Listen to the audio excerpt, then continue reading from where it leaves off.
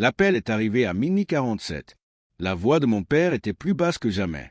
Les habitués s'en vont, a-t-il murmuré. Ils disent que ce n'est plus pareil sans toi. Je n'ai pas répondu. J'ai laissé le silence l'étouffer.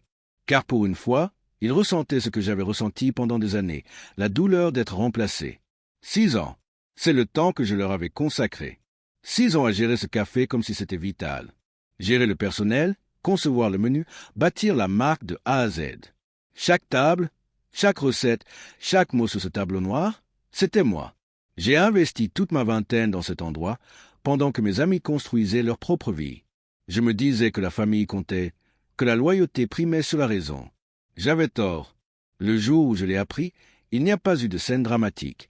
Pas de cris, pas de confrontation, juste une phrase lâchée comme ça, tranquillement, au dîner.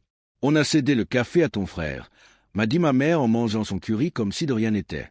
Il a des enfants. Il a besoin de stabilité. Mon père n'a pas levé les yeux de son assiette. Et mon frère, lui, est resté assis là, un sourire narquois aux lèvres, comme s'il avait gagné quelque chose. Je n'ai pas protesté. Je n'ai même pas cligné des yeux, car en une seconde, j'ai compris tout ce que j'avais besoin de savoir. Pour eux, mon travail n'était pas de l'amour. C'était de la main-d'œuvre jetable. Et j'en avais assez d'être leur employé non rémunéré. Ce soir-là, j'ai fait mes valises, j'ai laissé les clés sur le comptoir. Pas un mot, pas d'adieu. Je suis parti comme j'étais arrivé 6 ans plus tôt, discrètement. Mais le silence, j'ai appris, peut être la vengeance la plus cinglante. Le café n'a jamais été qu'un simple commerce. C'était un pot, et j'en étais le cœur. J'avais tissé des liens avec chaque client. Je me souvenais des anniversaires, des commandes préférées, de la façon dont Madame Green aimait son café, fort avec une goutte de vanille. Je connaissais le rythme de cet endroit comme une chanson que j'avais composée. Et sans moi, la musique s'est arrêtée. Je n'avais pas besoin de les gâcher. Il me suffisait de m'éclipser. J'ai commencé à donner des conseils à d'autres petits cafés de la ville, des endroits qui peinaient à trouver leur identité. En un mois, 3 de nos fournisseurs habituels ont décidé de travailler exclusivement avec moi. Ils disaient que c'était une question de business. Exactement les mêmes mots que mes parents avaient utilisés lorsqu'ils m'avaient écarté. 2 mois plus tard, j'avais contribué à l'ouverture d'un nouveau café à quelques rues de là. Plus petit, plus élégant et géré avec un véritable respect. Je l'ai appelé Aven. Le slogan « Un lieu qui se souvient de vous ». C'était tout ce qu'était notre ancien café avant que l'avidité ne le rende froid. Le bouche à oreille a fonctionné à merveille. Les habitués l'ont remarqué. D'abord, M. Lopez, qui a dit que le café de mon père avait un goût différent maintenant. Puis le club de lecture qui se réunissait tous les mercredis, ils sont venus à Aven. Un à un, les visages que j'avais autrefois servis au café familial ont recommencé à apparaître à mes tables. Ils n'avaient pas besoin de dire pourquoi. Je le savais déjà. Mon frère a appelé une fois. Il a dit que papa était stressé. Maman était anxieuse. Les affaires étaient en berne. Il m'a demandé si je pouvais venir donner un coup de main. Je lui ai dit que j'étais occupé. Puis j'ai raccroché.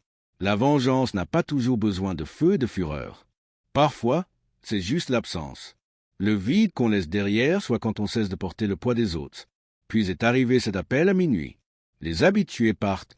Ils disent que ce n'est plus pareil sans toi. Je pouvais entendre le désespoir dans sa voix, l'incrédulité qu'il ait réalisé que j'étais la pièce manquante. Il avait enfin compris ce qu'ils avaient perdu, et il voulait que je répare tout. Mais je ne l'ai pas réconforté, je n'ai pas dit que je reviendrais. J'ai juste dit, ça n'a jamais été une question de café. Puis j'ai raccroché. 3 semaines plus tard, Aven faisait la une du journal local. Il disait que c'était l'âme du quartier qui renaissait. Je n'ai pas souri en lisant l'article. J'ai juste expiré. Un long soupir que je retenais depuis 6 ans. Les gens aiment penser que la vengeance signifie destruction. Mais la mienne était plus silencieuse, plus pure. Je n'ai pas réduit leur café en cendres. J'ai simplement emporté cette chaleur avec moi en partant. Et quand les lumières se sont éteintes, quand les tables se sont vidées, ils ont enfin compris ce que j'avais construit depuis toujours. Pas un simple café, une communauté, quelque chose que mon frère ne pourrait jamais hériter. Maintenant, chaque matin, j'ouvre les portes de Aven. L'odeur de l'expresso m'envahit. Familier, réconfortant. Les habitués me saluent, m'appellent, me demandent comment je vais. Ils me disent qu'ils se sentent bien ici, que l'endroit est vivant. Et quand je ferme le soir, je regarde de l'autre côté de la rue à travers les vitres sombres du vieux café et je murmure. Ce n'est plus pareil sans moi, n'est-ce pas? parce qu'ils avaient raison. Ça ne l'a jamais été.